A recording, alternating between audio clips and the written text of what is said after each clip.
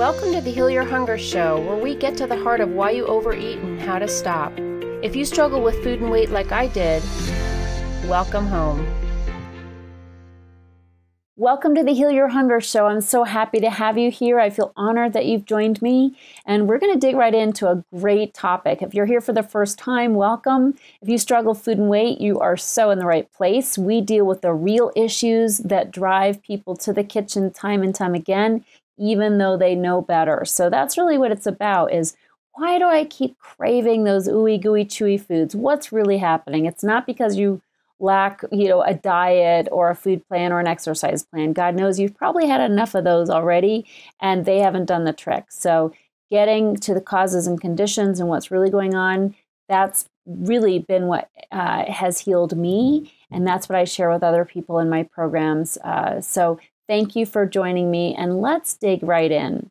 Now, the topic today is about intimacy. And I just want to let you know right off the bat, I'm not talking about romantic intimacy necessarily. It does apply there as well, but this is intimacy overall, because you see, emotional eaters struggle with intimacy. It's not something that comes very naturally to us. We tend to have our walls up. We tend to be a little bit reticent when it comes to being loving and expressive with other people. Oftentimes we've had bad experiences in the past, like sexual abuse, that will make us put our walls up and not trust people and never want to get close again physically with somebody. Oftentimes we experienced abuse overall in our life, and that's made us fearful of trusting, fearful of really putting ourselves out there in a vulnerable way. So intimacy is a really tough issue for us, and one that frankly perpetuates our patterns of overeating. So we got to take a look at it. So that's why I'm glad that you're here. Don't blow this off. Don't think this doesn't apply to you, because if you struggle with food and weight, I promise you, you have issues with intimacy. It just goes with the territory. I mean, take a look. I mean, what's your eating behavior do? It makes you gain weight, which makes you feel gross and not happy about your body, which distances you from your partner. It distances you from other people. When we binge, we're secretive, we're hiding, we're isolating, we're doing it late at night, or we're doing it in secret or on the sly, hoping we don't get found out, or we're eating foods and blaming it on other people of where did that go, and we're not saying anything about the fact that it was we who ate it. So that makes us feel guilty and dishonest, and therefore distant from other people. There are so many ways that we create distance with the people around us that love us and that we love. And it's not, as I said, just romantic. It's with everybody. But the romantic part, obviously, that creates problems for the emotional eater. So this topic today is good. No matter what relationship you're in, this is going to help. And it's really the 7 secrets to increased intimacy with anyone. And so the first one that I have found personally that I've been working on that's helped me tremendously and helped my relationship is to really listen. I find with my husband, I can lapse into saying, but having my mind be completely elsewhere. It's on work, it's on a phone call I just had, it's on my schedule for tomorrow. It's everywhere, but right here, right now, listening to my husband. And God, that's a great way to kill intimacy, isn't it? Just make them feel like nobody's listening or like I don't care. So I've really made a concerted effort lately to just look at him when he's speaking and to pay attention. And I find that emotional eaters generally have problems with paying attention, right? That's why we don't like meditating. That's why we don't like being quiet or not having the music or the television on. Being still and focused is not an easy task for us. And that has an effect on our relationship. So with my husband, I'm starting to look at him and really focus on him when he's speaking. And that has made him feel more valued, more loved, and more connected, And so oftentimes he has felt like I am distant, I am disconnected. And so I really had to start doing things and being more conscious of how I relate with him so that I can be more connected and conscious. And so he can feel it. He can feel my heart, feel that I'm right there with him. And frankly, this applies to any relationship possible. When I'm not present, especially when, food thoughts come up, so many people, when we're emotional eaters, will struggle with being obsessed with food. Well, there's nothing that takes us out of the here and now more than thinking about food or obsessing about food, or what are we going to eat, or where are we going to get it, or what's in the vending machine, or how much can I get away with eating and not gain weight. I mean, it goes on and on. Those thoughts between our ears will absolutely take us out of the here and now and affect our relationships. So the number one secret to increased intimacy I have found is to listen, to really listen and be present with whomever I'm speaking with, to make them feel valued and like I really care, and that will connect me with them. And I'm telling you, it's not easy for me. Like, I'm easily distracted, and so I have to really be conscious and make a concerted effort. Now, secret number 2 is really a piggyback on this, and that is to put away the electronics. And don't check your phone when you're in a conversation, when you're spending time with a loved one, whether it's your kids or your spouse or your parents. Put the phone away. Studies have actually shown when the phone is even in sight, not even being used, when the phone is on the table and you're trying to relate with somebody, that person will actually feel more distant and unsatisfied in your relationship on account of that phone just being present. And so when I'm in a meeting or I'm with friends, I try to put my phone literally away. I do forget sometimes, but making an effort to put my phone literally in my bag so it's not visible, because it literally, studies have shown it literally impacts the relationship, even if it's visible. So put the electronics away. Don't check your phone when you're in a conversation. Sounds obvious, but how many of us have been guilty of just taking a little peek, just who is it who just texted me when somebody's talking to us? And it's tempting, and it's, we do tend to be very distractible, we emotional eaters. So just, be conscious of that, and that's eroding that intimacy that you have with that person. Again, whoever it is, somebody at work, somebody at home, a child, a parent, a spouse. Make them a priority and not your electronics. And that goes for the television as well. My mother and I'm visiting my mom right now. My mom and I were watching the Olympics, and then she was telling me a story, and she was just in the line of the television. And I literally found myself just trying to look beyond her to see who won that snowboarding contest or something. And it was so rude, and I caught myself and went back to paying attention to her. But boy, oh boy, electronics can certainly take us off focus and really cause a rift in our intimacy. And I'd say it's a bigger problem more than ever. There's an article that I read that talked about it as technoference. So instead of interference, it's technoference. Well, that's pretty apt, isn't it? When we are paying attention to our electronics, whether it's a television or a phone or some other electronic that is taking our attention, it is impacting our relationships, and it's interfering with that level of intimacy that we say we want. How bad do we want it? Well, put the phone away and act like you mean it, okay?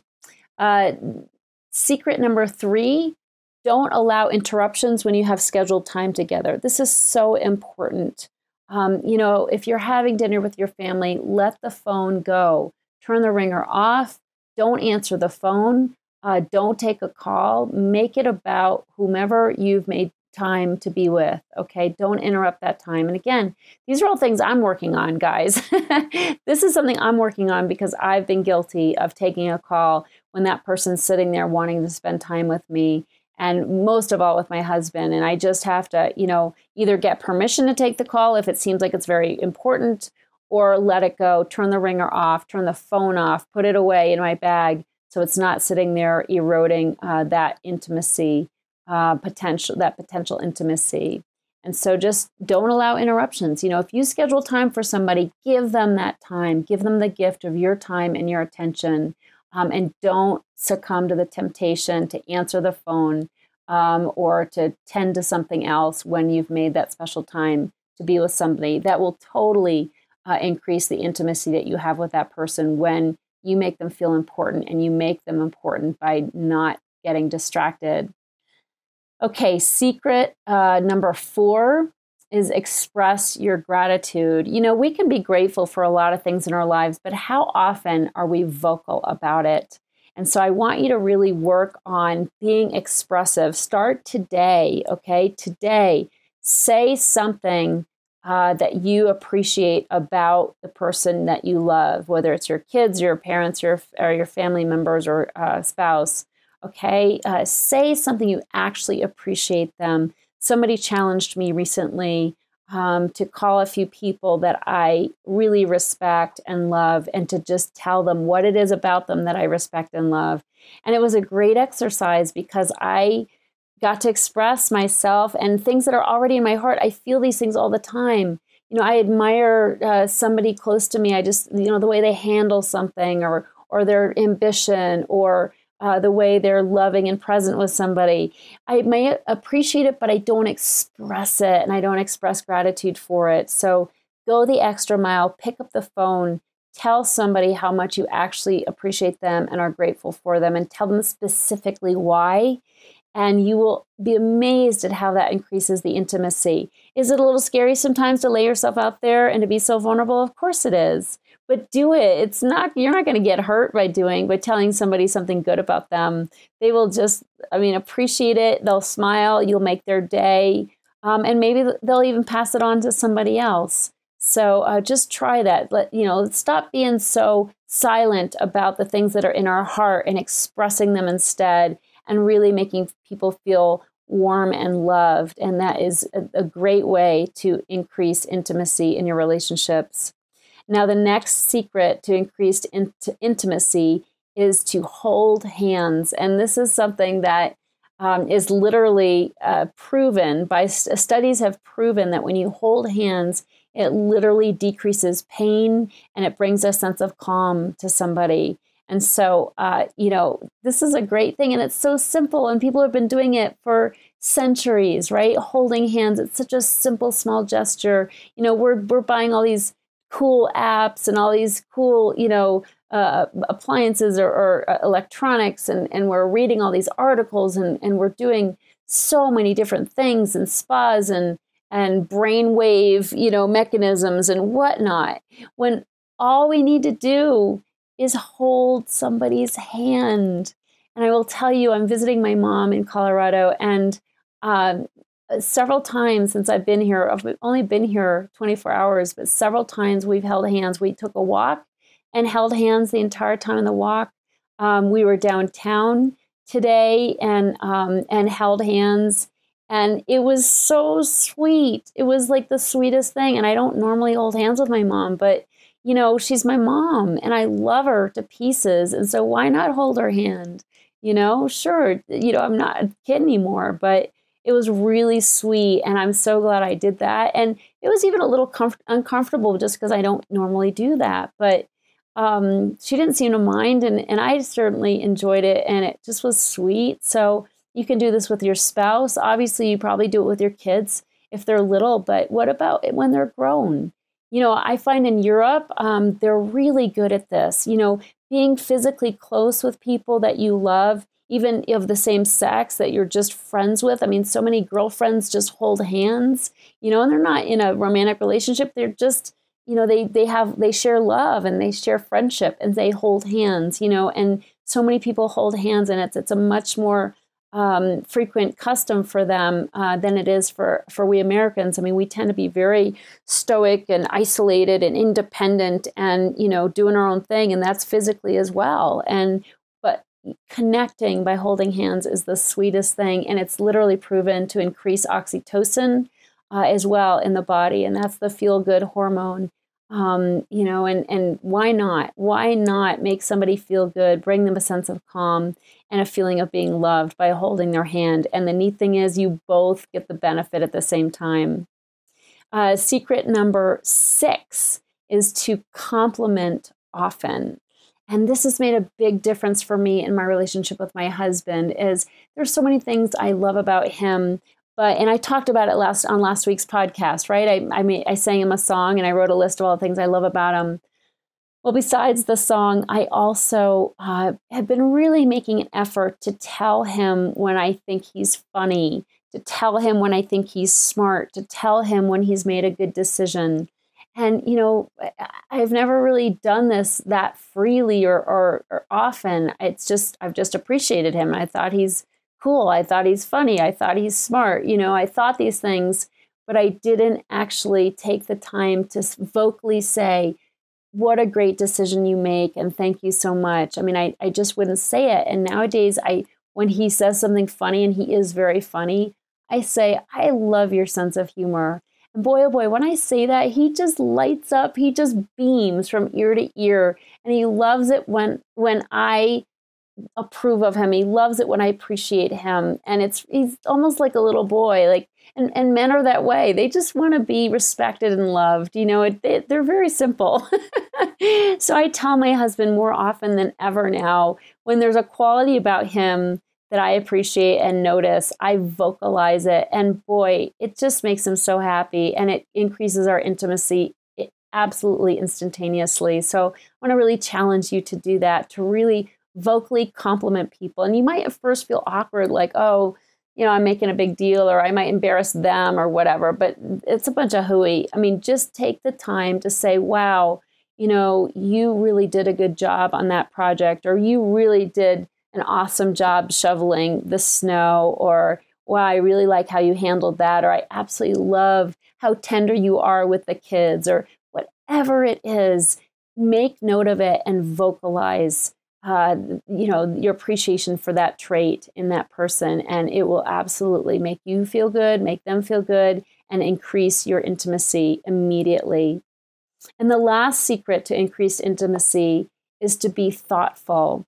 Now, I know you're probably very thoughtful, but what I'm talking about is really thinking ahead about people's needs and anticipating people's needs.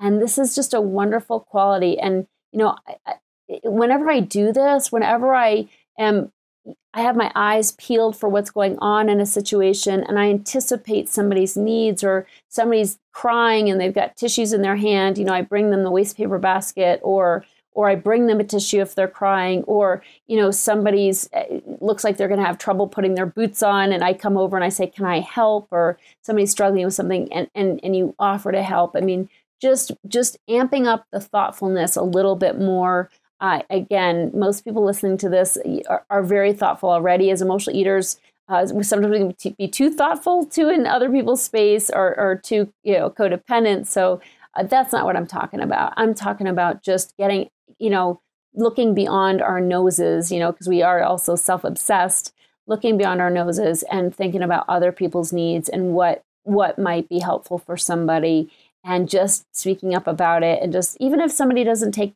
us up on it. I mean, there was a woman struggling, had a baby, and she was alone in an airplane, and she had the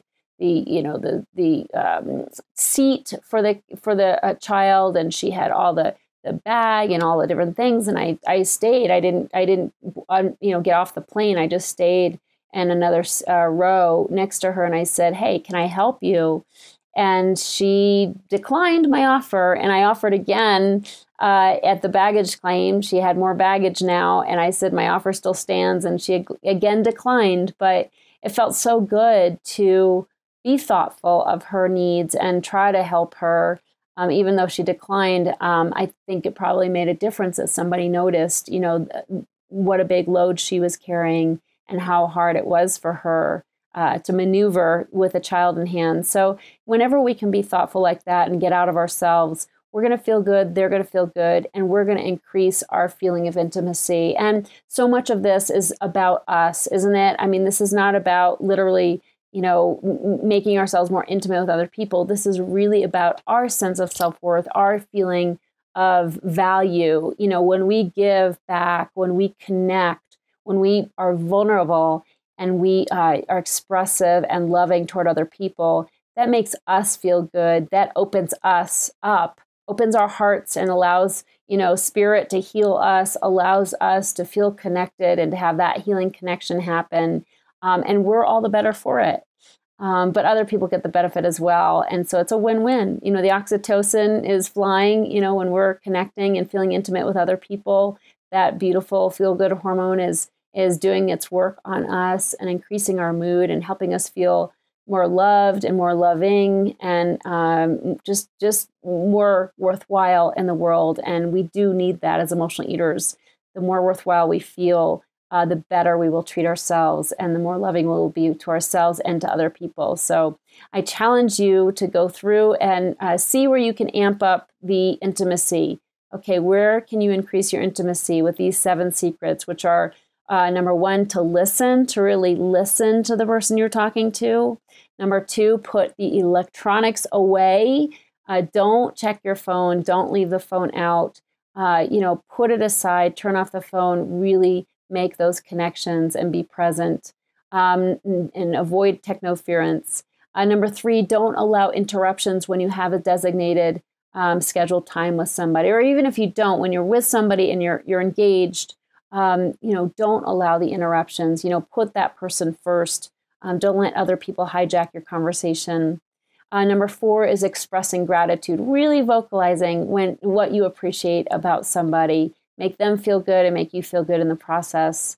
Number 5 is holding hands. That's probably the most demonstrative thing you can do for intimacy, apart from what you might do in bed, of course, but it is amazing how intimate it can feel to hold somebody's hand.